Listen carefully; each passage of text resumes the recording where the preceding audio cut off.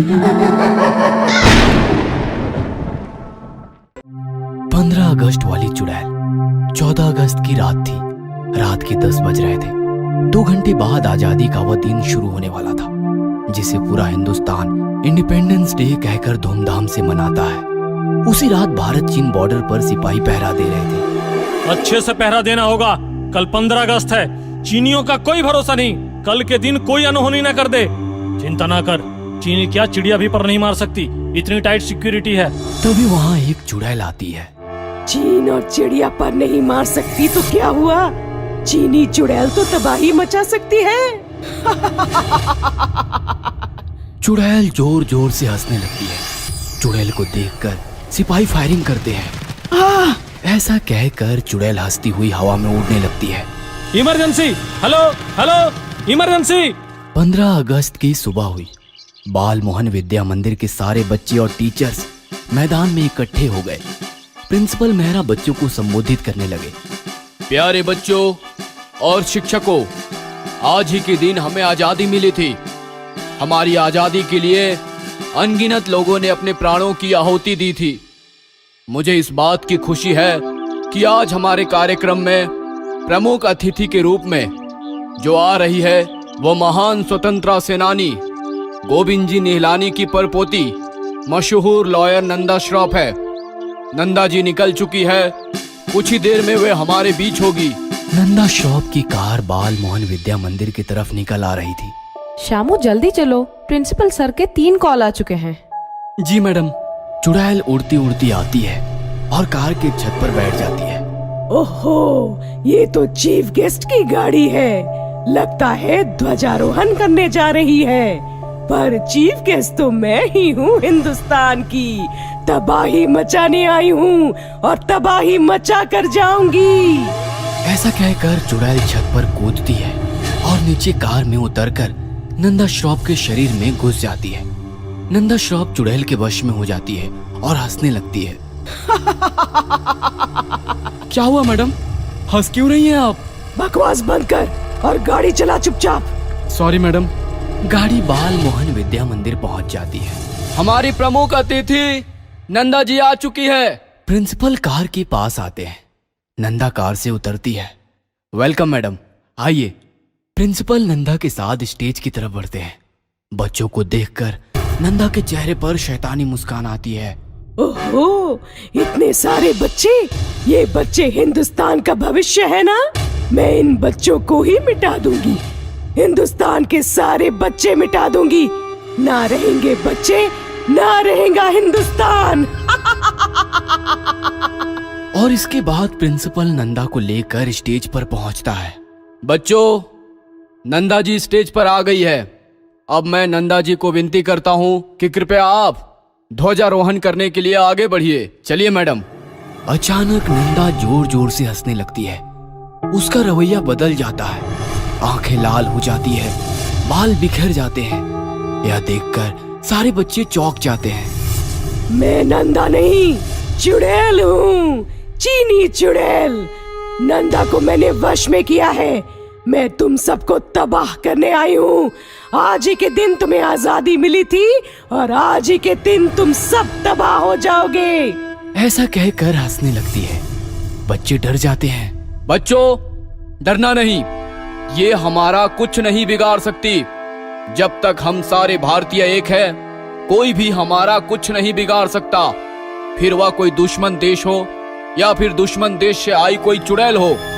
बेवकूफों, तुम मेरा कुछ नहीं बिगाड़ सकते। मैं चुड़ैल हूँ।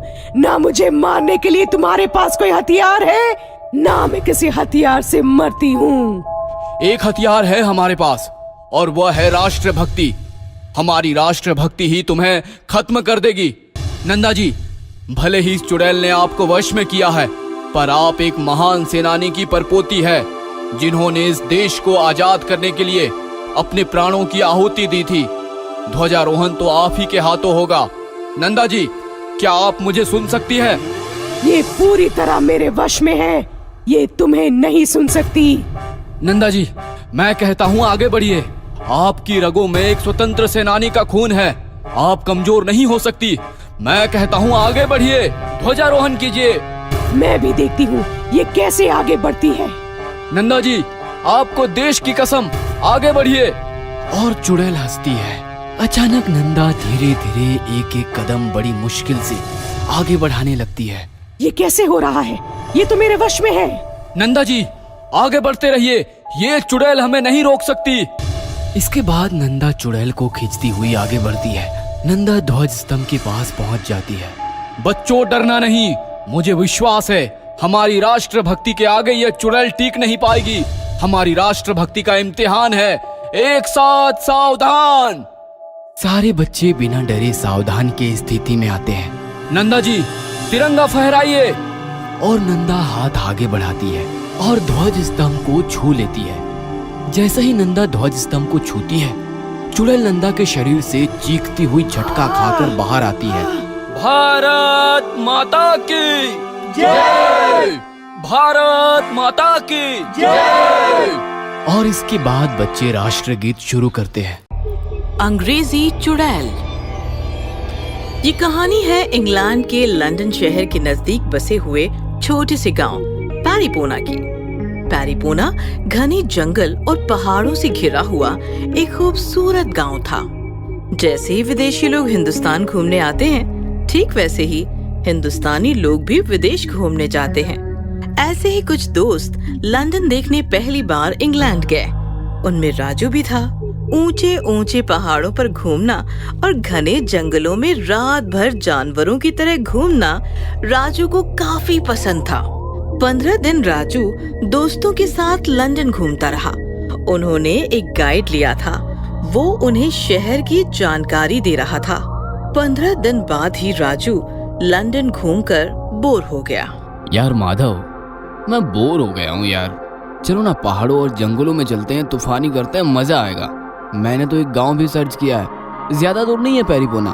पैरीपोना का नाम सुनते ही अंग्रेज गाइड डर गया।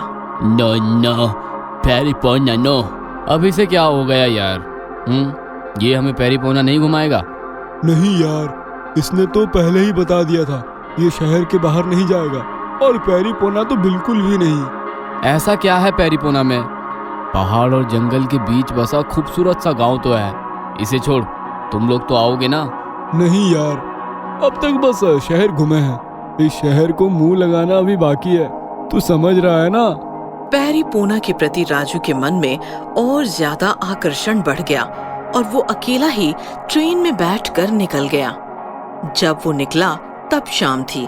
पैरीपोना पहुंचा तो काफी रात हो चुकी थी।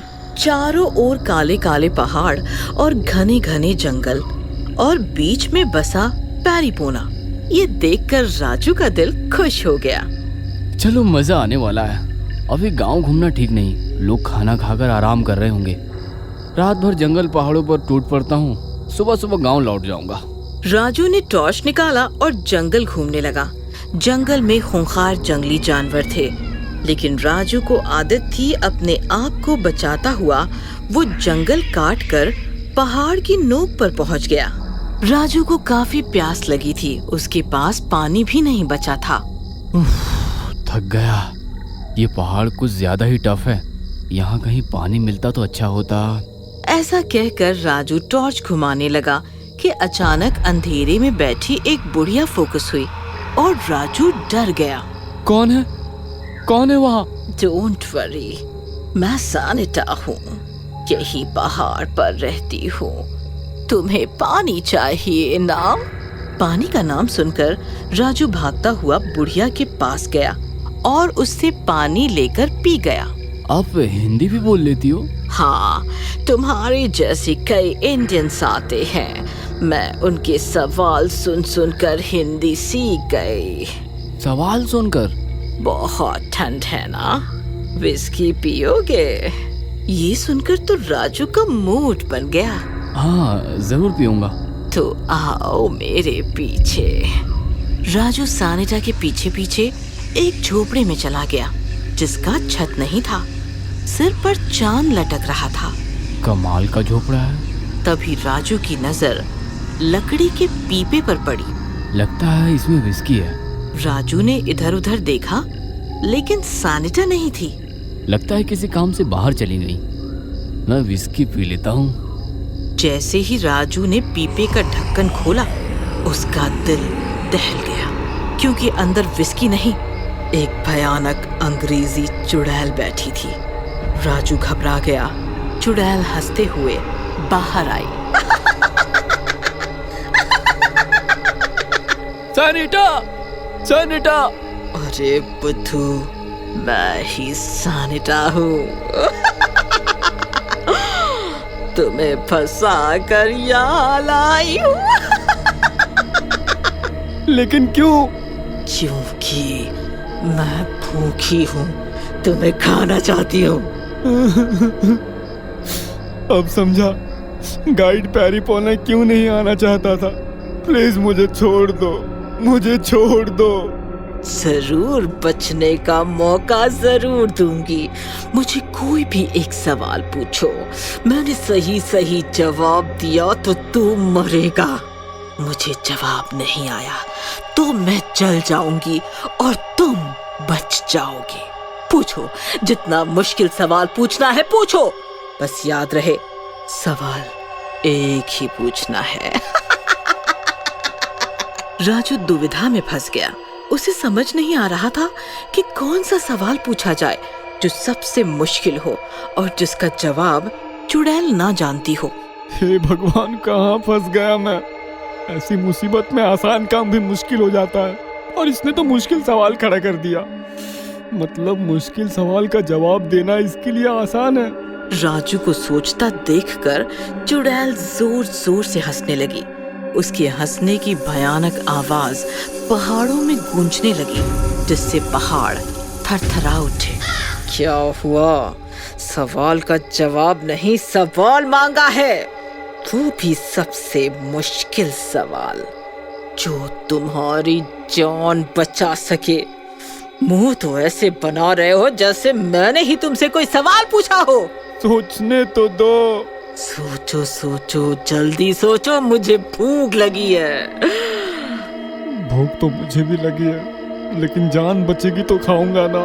सोच राजू, सोच, जल्दी सोच। इस प्रकार राजू ने काफी देर सिर खुजाया, लेकिन उसे एक भी मुश्किल सवाल नहीं सूझा। उसके दिमाग में सवाल तो बहुत थे, लेकिन सवाल तो बहुत है, लेकिन चुड़ैल झट से जवाब दे देगी और मैं मारा जाऊंगा। नहीं नहीं नहीं, घटिया सवाल पूछकर मुर्गे की तरह हलाल नहीं होना है मुझे। मुर्गा, मुर्गी का अंडा। हाँ। अचानक राजू जोर से चिल्लाया। मिल गया सवाल, मिल गया। ये सुनकर चुड़ैल खुश हो गई। अच्छा, मैं भी तो देखूं कितना मुश्किल है। जो भी इस झोपड़े में आया है वो कभी बाहर नहीं गया, इतना याद रखो।